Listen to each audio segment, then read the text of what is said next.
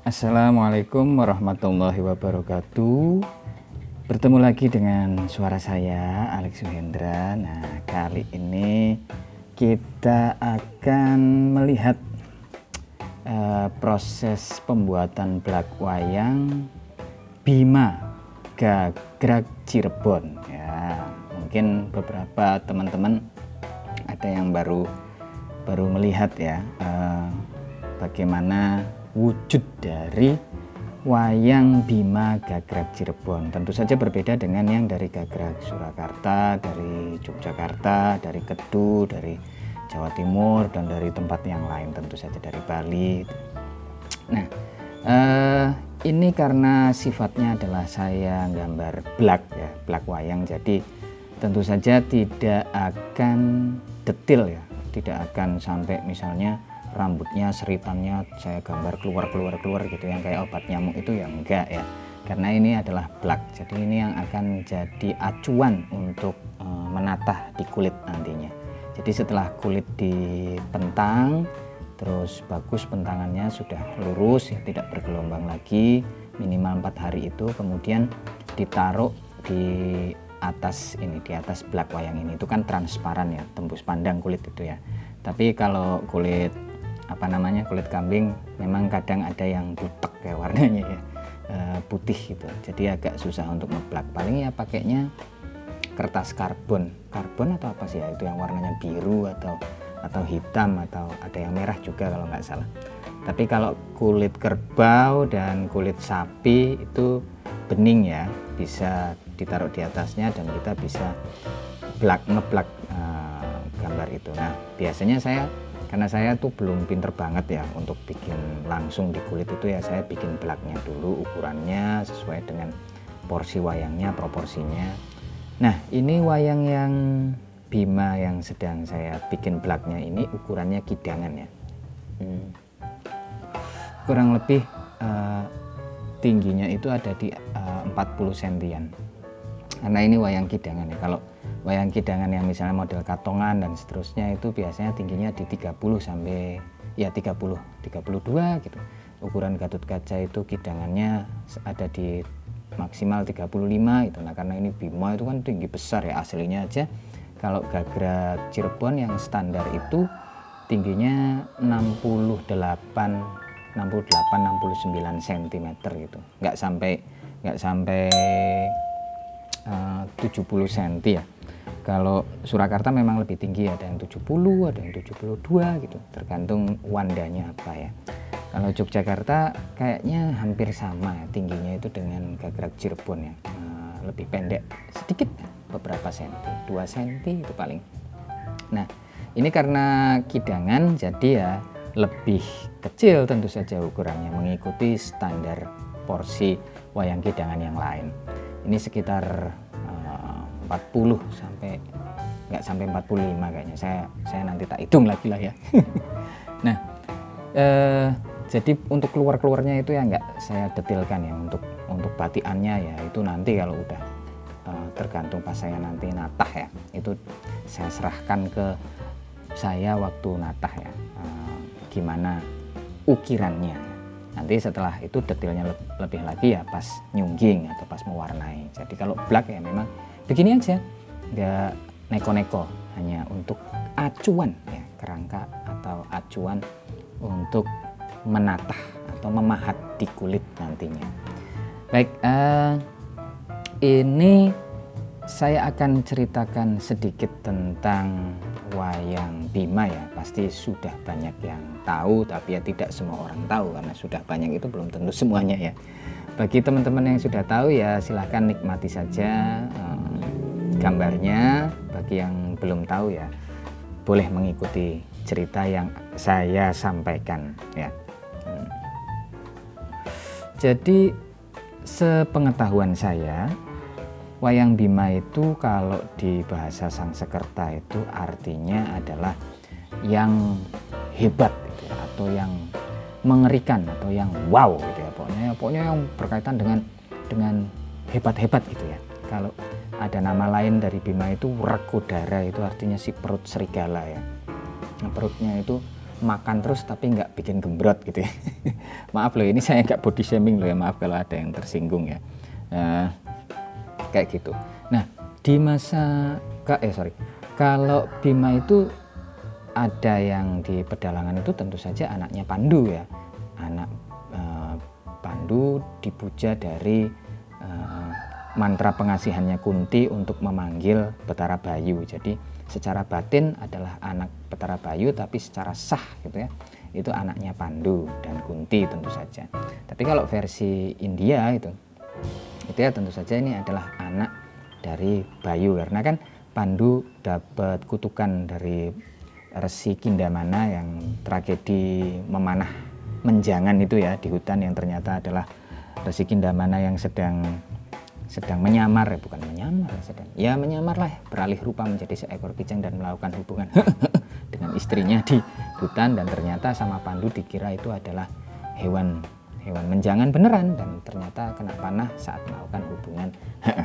Terus kemudian datanglah kutukan, kelak kamu tidak akan punya anak, atau gini istilahnya tuh bahasa halusnya, kelak kamu akan meninggal mati pas melakukan hubungan.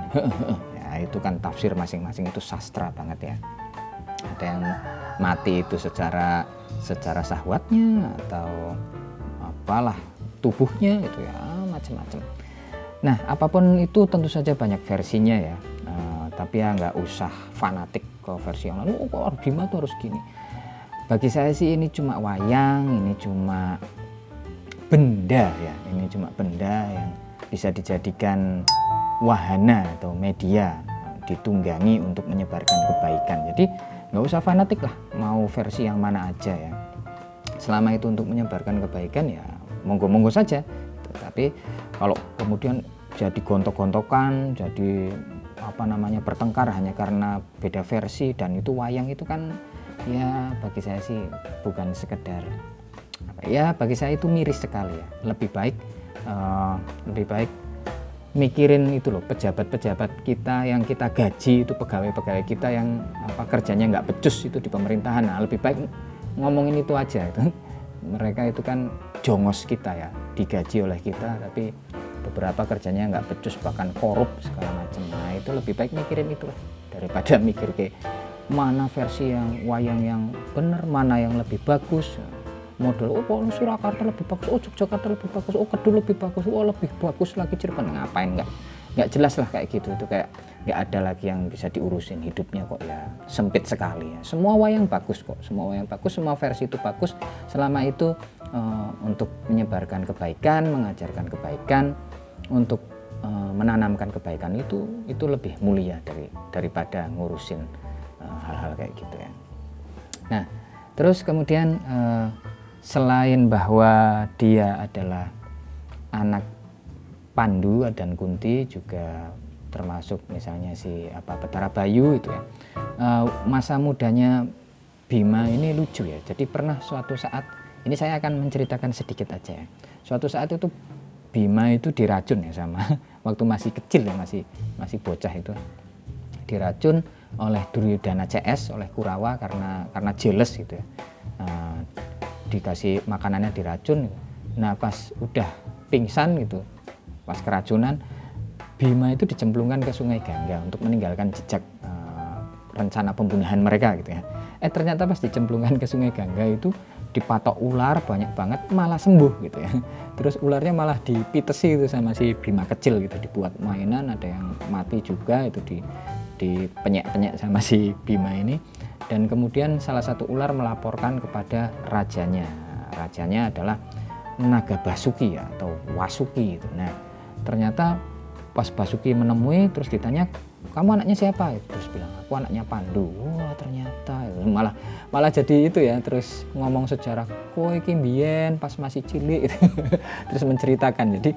Terus menceritakan si Betara Basuki itu menceritakan bahwa dulu waktu kecil Bima itu pas lahir itu di dalam plasenta ya. Jadi ada bungkusnya, tidak bisa keluar dari bungkusnya. Dari ceprot lahir bayi itu sampai umur 8 tahun sampai umur 12 tahun itu hidupnya di dalam plasenta dan ditinggal di sebuah hutan. Tidak ada satu orang pun atau tidak ada satu senjata pun yang bisa merobek plasenta itu. Jadi Bima itu dari bayi oang-oang itu sampai umur 12 tahun itu di dalam plasenta.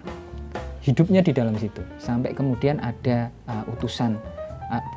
ada seekor gajah ya, gajah Sena yang dia ingin masuk surga seperti manusia gitu, dan kemudian oleh Betara Guru, ya sudah kamu harus melakukan ini dulu, aksi penyelamatan dulu untuk merobek plasenta atau bungkusnya si Bima itu, Bima bayi ya.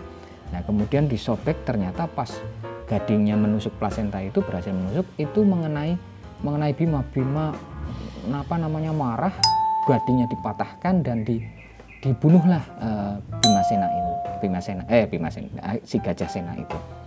Dan akhirnya si gajah itu kekuatannya menyatu ke dalam tubuh Bima, gadingnya itu menjadi kuku Pancanaka. Nah kira-kira seperti itu ya. Jadi memang heroik sekali ya, dari kecil itu memang sudah fiksinya itu fantasi banget itu ya ceritanya itu, kalau dibikin naskah untuk inspirasi film atau novel itu atau dongeng itu memang bagus sekali ya.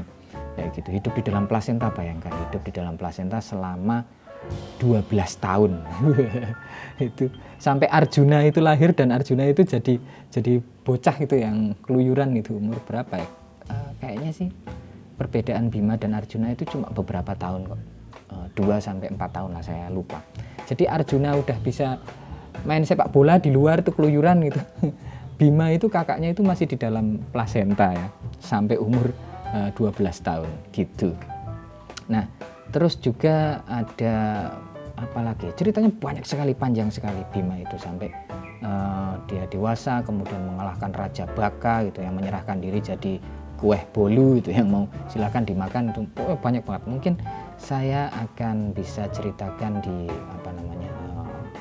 wayang yang berkaitan dengan Bima ya, nanti kalau saya pas gambar blak wayang lagi, mungkin di wayang Gatut Kaca, mungkin yang anaknya itu, atau di Arjuna yang adiknya, atau Yudhistira, atau mungkin Pandu, nantilah kalau ada punya kesempatan gambar blak yang lain. Nah sementara itu dulu cerita dari saya sih senantiasa berharap Anda semua dalam keadaan sehat walafiat gitu ya, diberikan keselamatan dunia dan akhirat. Karena apa sih yang lebih penting kalau bukan keselamatan dunia, keselamatan dan kebahagiaan dunia dan akhirat itu penting ya. Saya sih berdoa mudah-mudahan kita semua mendapatkan kebahagiaan dan keselamatan dunia dan akhirat.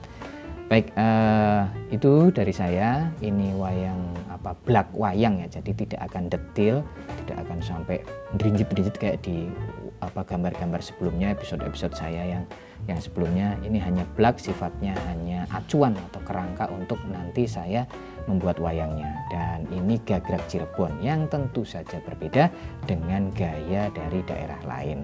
Tidak perlu saling menghujat, miris sekali kalau Anda saling menghujat hanya karena bentuk wayang, hanya karena versi wayang. Itu kan lucu sekali ya, kayak nggak ada lagi yang diurusin gitu di dunia ini gitu. Lebih baik ngurusin kenapa kita anak-anak sekolah kita dikasih makan terus tapi nggak dikasih pendidikan yang sangat luar biasa gitu ya Bu, daripada makan gratis. Itu kan pendidikan gratis itu lebih penting gitu. Atau apapun itulah, kita lebih baik mikirin itu. Baik, terima kasih banyak. Saya Alex Suhendra undur diri, sampai ketemu di ulasan wayang, review, atau mungkin blak wayang lagi, atau nanti ketemu sama Mbah Gito gitu ya, suaranya Mbah Gito, karena sampai sekarang ternyata saya belum bikin channelnya Mbah Gito juga ya. Ini akan saya tinggal agak lama untuk syuting ya di Danau Toba. Waduh,